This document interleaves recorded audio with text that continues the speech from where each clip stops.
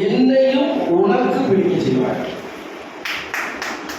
தலைமை எழிலரசன் அவர்கள் அருமையாருக்கு அடுத்து அனைவரையும் அரவணைக்கும் எங்கள் எழிலரசு அண்ணன் என்றும் எங்கள் இதய மன்னன்.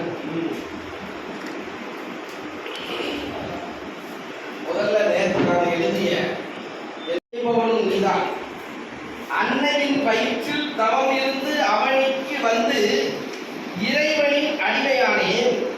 என்னையும் தேர்வு செய்து இயங்க வைத்த இறைவா, என் பிறவி பயனை நான் அடையும் முன் இச்சமூகம் அடைய எனக்கு நீ வழிகாட். முள்ளும் இருளும் முன்னே இருந்தாலும் முன்னேற வைப்பவன் நீ. ஒவ்வொரு பிறப்பும் இறப்பிற்கே அழைத்து செல்லும் இடரில் வாழ்க்கை, அது இறப்பில்லா வாழ்க்கையாக அமைந்திட அருள்வாய் இறைவா என்று இறைவனை வணங்கி கவிதைக்குள் வருகிறேன். பாவேந்தெல்லாம் பொதுவாக நிறைய எழுதி வச்சிருப்பேன். அதில் வான்வெளியில் வட்டமெடும் கற்பனைகளை கவிதை தேன் வடிக்கும் வேளாவில் இழுத்து வந்து தந்த கவிபாவேந்தன். வான்வெளியில் வட்டமிடும் கற்பனைகளை தேன் வடிக்கும் வேளாவில் இழுத்து வந்து தந்த கவிபாவேந்தன். மானம் இழந்து அடிமை வாழ்வு வாழும் தமிழர் மனிதர்களை ஏனென்று கேட்க வைத்த கவிபாவேந்தன். அவன் சாத்திர குப்பைகளை தீ வைத்து எரித்தான். தமிழ் சரித்திரங்களை சீர்படுத்தி வைத்தான்.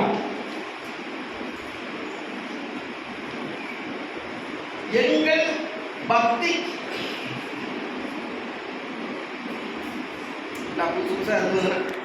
இப்போது கவிதை எங்கள் பக்திக்கு கோயில் கட்டினார்கள்.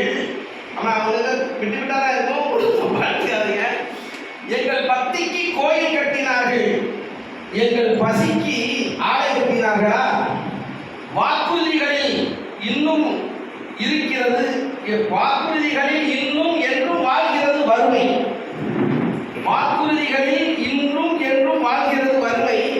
மனித ஒற்றுமைக்கு வைக்கும் வேட்டுகளில் வெடிப்பது வெடியல்ல, மனிதனை அளிக்கும் இடி. முதல் தர மனிதனின் கடைசி தர பேச்சில் உலகம் கண்டமிட்டு கண்டனை கலைகளை வீசுகிறது. வகுப்பு வாதங்களால் இந்த தேசத்தின் ஆட்சி மாற்றம் வாய்க்கும் என்று எண்ணும் சமூக விரோதிகள் இந்த தேசத்தின் அவமானங்கள். கடவுளையே கட்சியில் சேர்ந்த கட்சிகள் வெறும் காட்சிகளை காட்டிவிட்டு வளர்ச்சி என்கிறார்கள்.